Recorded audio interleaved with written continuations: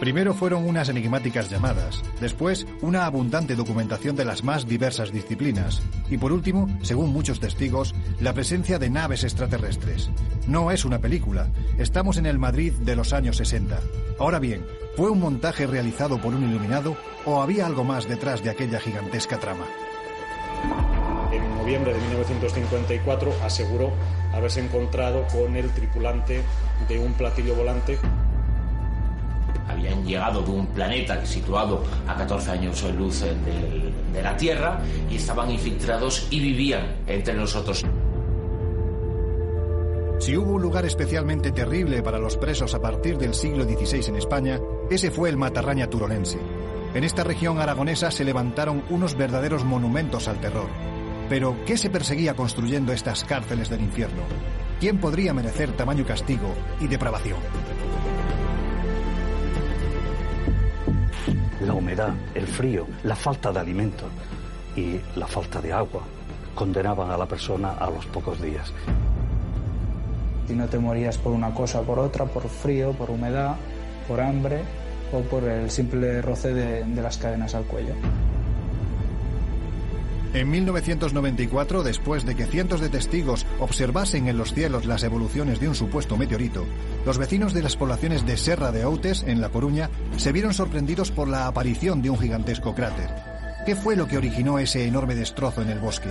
¿Hubo alguna relación entre este suceso y el misterioso objeto caído del espacio?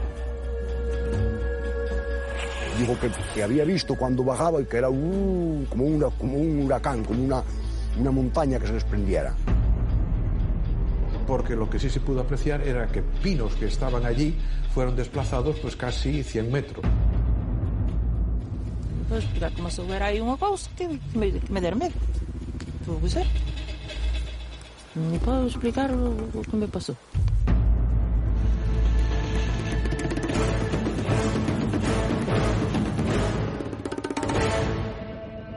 Esta es la estrella enana roja Gliese 581. Se encuentra a 20 años luz de la Tierra. Es un poco más pequeña que nuestro Sol y cuenta con un sistema de 4 planetas que giran a su alrededor, uno de los cuales se halla a una distancia tal que hace posible la presencia de agua líquida, necesaria para la formación de cualquier tipo de vida. Llegar hasta allí se antoja improbable, no al menos para nuestra generación y posiblemente tampoco para las inmediatamente venideras. Pero esto nos ha permitido reabrir un viejo caso, del que hasta hace pocos años se consideraba el único exoplaneta habitado. Y se tenía la certeza porque investigadores y científicos del Madrid de los 50 estaban firmemente convencidos de que sus habitantes ya habían entrado en contacto con nosotros. Eran los humitas y procedían de un planeta llamado Humo.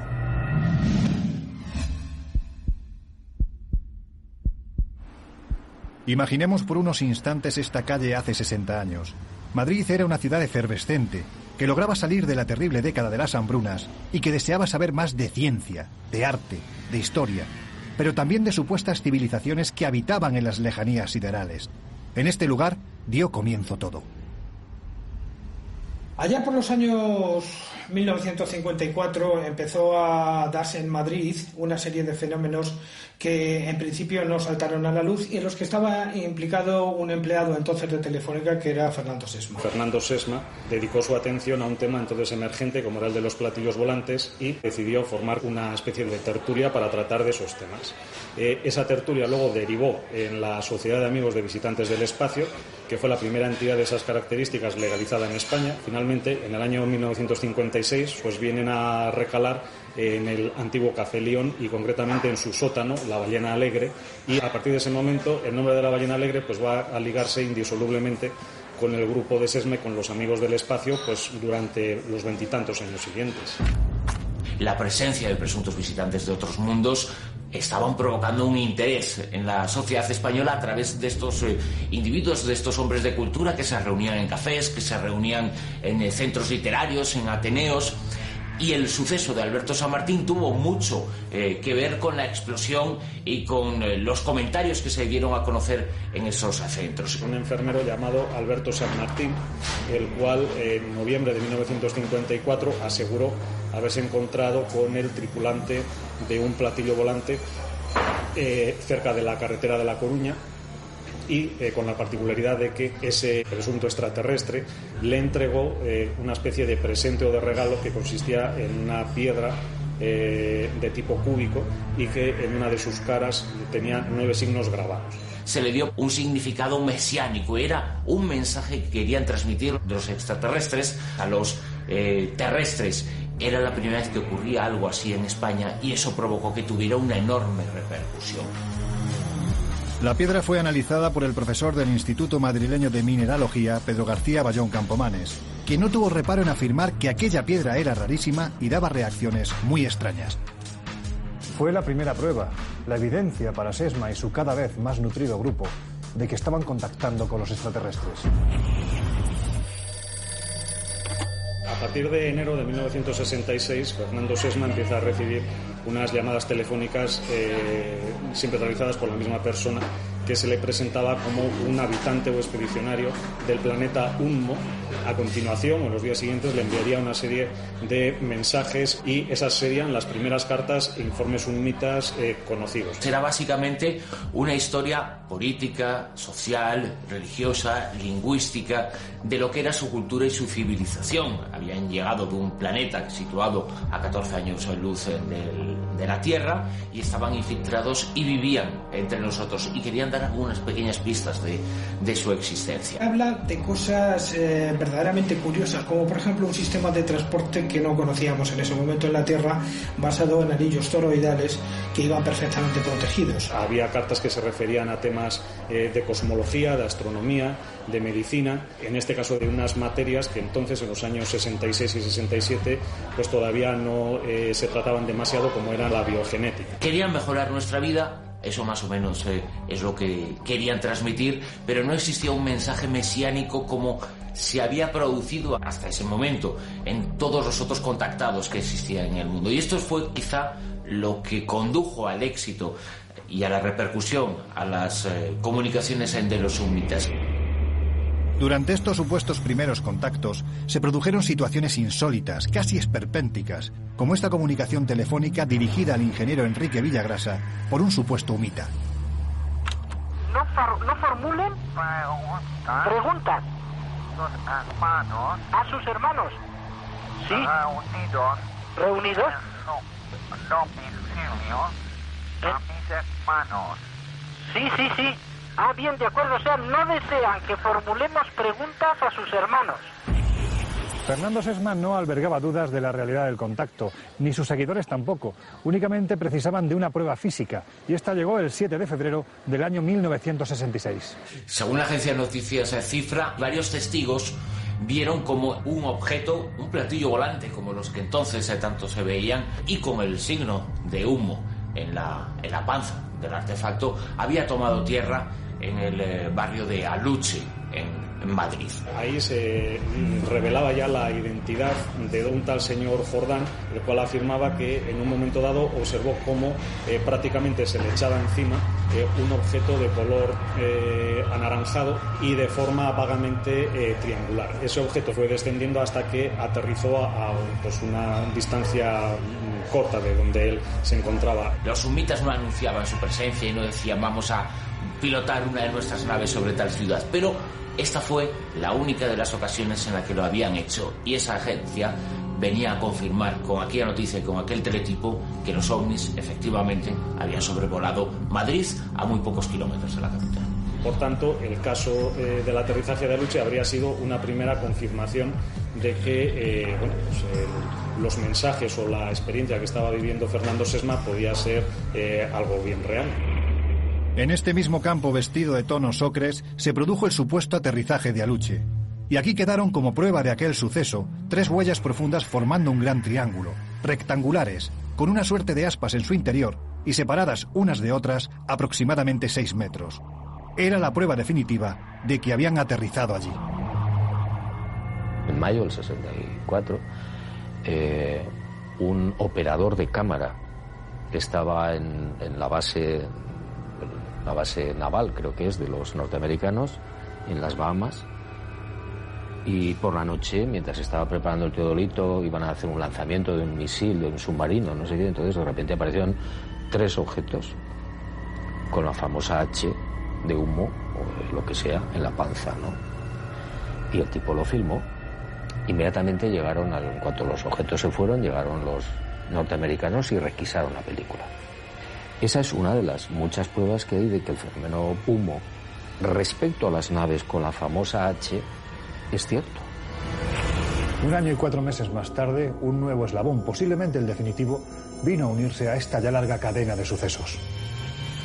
Fue sobre estos castillos, los de San José de Valderas, donde fue fotografiado un extraño plato volador, en cuya panza era perfectamente visible el símbolo inequívoco de humo. El artefacto, fuera lo que fuese, atravesó la Nacional 5 y se posó en tierra, muy cerca de la montaña de Santa Mónica, junto a un restaurante llamado La Ponderosa. Uno de los testigos, al lado del castillo famoso de San José de Valderas, entonces era una niña. Esa mujer vio la nave y la describió perfectamente. Y hubo más testigos también. Junto a las huellas del famoso ovni de San José de Valderas aparecieron unos objetos muy extraños que eran una especie de cilindros metálicos en cuyo interior había un líquido que no estaba muy claro pero que tenía la textura del agua. Y dentro de él había una especie de laminillas de plástico que tenían grabado el símbolo de humo. Un año después, a finales de 1968, el Instituto Nacional de Técnica Aeroespacial emitió un informe donde decía que la tira de plástico presentaba una composición química semejante a la del polifluoruro de vinilo, una composición química que entonces no estaba muy desarrollada por la química terrestre. Más significativo era que el resto metálico presentaba una pureza de níquel del 99%, ya que no había objetos convencionales por aquella época que contuvieran una composición de níquel tan alta como aquella. Estaban los sabios hablando de el misterio de humo, qué es esto y quién está detrás de esas cartas. Y luego aparece, porque lo habían anunciado previamente, uno de esos artefactos con uno de esos símbolos, el símbolo que identificaba a humo, y fue la piedra que faltaba para catapultar al tema de humo al más importante dentro del fenómeno en su época. Y esas fotografías siguen siendo absolutamente referenciales a la hora no solamente de hablar de humo, sino a la hora de hablar del fenómeno ovni. Fernando Sesma y su grupo de amigos del espacio no cabían de gozo. La presencia de humitas era indiscutible, pero la euforia se fue apagando y las dudas aparecieron. Primero sobre las fotos de los platillos de San José de Valderas, y después sobre quién parecía estar moviendo los hilos en la sombra. Los resultados de 2 estudios independientes fue el mismo, y era que el objeto fotografiado no mediría más allá de 20 o 30 centímetros, es decir, que sería una simple maqueta colgada de un hilo muy fino, y que al hacerse las fotografías se habría utilizado un tipo de sensibilidad tal que hiciera más difícil el poder apreciar el hilo del que colgaría o pendería esa maqueta. Los negativos los analizó, entre otros laboratorios, el Laboratorio de Imagen de la Guardia Civil en Madrid. Y el famoso negativo en el que dicen que había un hilo del que colgaba la maqueta o lo que fuera, no era un hilo, sino una rayadura del negativo. El negativo estaba muy, muy estropeado y yo vi en el microscopio cómo se ve el rayón. Entonces, no es cierto que haya una maqueta, que se hiciera una maqueta y tal. Esos son inventos que luego se hicieron posteriormente. La nave estuvo ahí. Eran unas fotografías tan espectaculares y respondían a otro de los anuncios que habían efectuado en sus cartas los humitas. Cumplieron su promesa, estuvieron en los cielos de Madrid y se dejaron fotografiar. ¿Qué ocurre?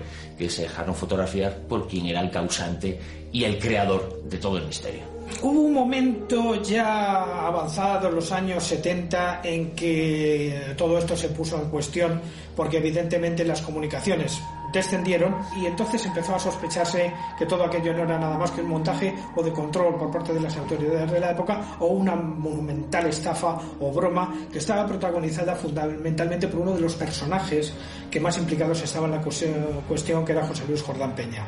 La verdad es que Jordán Peña, en cada una de las reuniones que se iban produciendo en los diferentes cafés madrileños en los que se juntaban los aficionados al mundo de los extraterrestres y de las visitas de los humitas, él parecía tener siempre más información. Él tenía acceso a información de primera mano dentro del mundo científico y utilizaba esas informaciones para transmitirlas y hacerlas pasar por mensajes y por conocimientos que tenían los extraterrestres Todos empezamos a darnos cuenta de que había demasiadas casualidades, había demasiada letra pequeña en todo aquello que solo podía conocer este hombre, y a partir de ese momento se nos desmontó totalmente el caso, y luego al final él terminó reconociendo que efectivamente él había sido el autor de toda la historia del planeta Humo.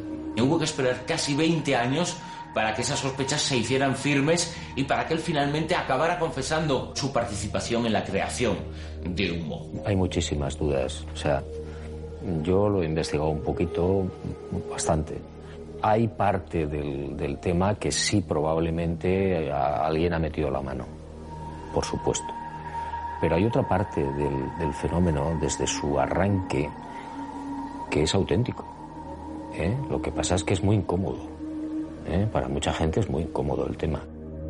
Pero aún quedaba una sorpresa. En 1989 la agencia soviética TASS informó a medio mundo que en la ciudad rusa de Voronezh varios niños aseguraban haber visto un extraño objeto aterrizando en un parque y descendiendo de él dos seres muy altos. Al dibujar el artefacto, en la base del mismo aparecía el misterioso símbolo humita.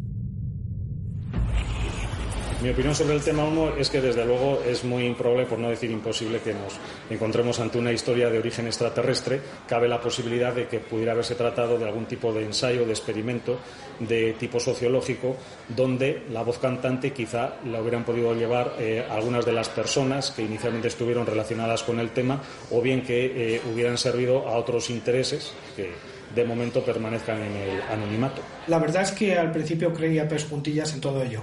Hoy, desde la perspectiva que tengo, sé que todo aquello era absolutamente falso. Mi opinión personal es que Humo es exactamente eso, un fraude que hizo Jordán Peña y que ha hecho elevar la imaginación de mucha gente hasta construirlo en una especie de teofanía alrededor de la ufología.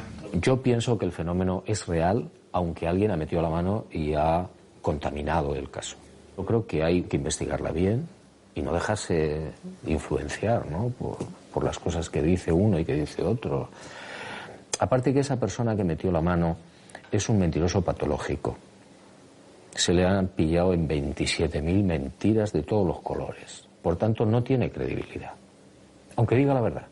Tengo la sospecha de que detrás de todas aquellas cartas y detrás de la mayor parte de información asociada a Humo está José Luis Jordán Peña, su entorno y personas que, de forma independiente, completan la labor y la misión de Jordán Peña. Por lo tanto, no hay más conclusión que decir que se trató de un gran fraude y que no hay que creérselo, pero es digno de estudio como ninguna otra cosa. Sobre este asunto son demasiadas las dudas que planean. ¿Cómo pudo Jordán Peña, él solo, escribir miles de páginas de un altísimo contenido técnico y científico, enviándolas además desde diferentes partes del mundo? Es por ello que son muchos todavía, curiosos e investigadores, escritores e incluso algún político, que piensan que más allá de nuestro cielo, a 14,6 años luz de nosotros, sigue habiendo un planeta habitado llamado Humo.